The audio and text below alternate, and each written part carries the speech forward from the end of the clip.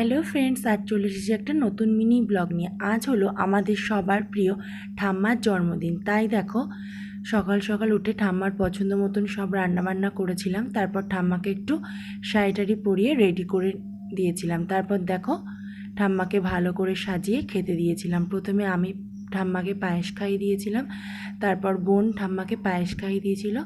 তারপর বোন হলো প্রথমে ঠাম্মাকে সব রকম দিয়ে একটু একটু করে খাইয়ে দিচ্ছিল। আর ঠাম্মা তো ভীষণ রকম খুশি হয়েছিল। আর ঠাম্মার জন্য একটা শাড়িও এনেছিলাম। আর তারপরে দেখো, আমিও ঠাম্মাকে খাইয়ে দিয়েছিলাম। এইভাবেই ঠাম্মার জন্মদিনটা পালন করেছি। ঠাম্মা যা যা খেতে পছন্দ করে সেই সব রান্নাগুলোই করেছিলাম। ঠাম্মা কেকটা আনতে বারণ করেছিল, তাই আর কেকটা কাটা হয়নি। তাছাড়া সব আয়োজনই আমরা করেছিলাম। তোমাদের কেমন লাগলো ভিডিওটা তোমরা কমেন্ট করে জানিও, আর আমরা যেন শতবার ঠাম্মার জন্মদিনটা পালন করতে পারি।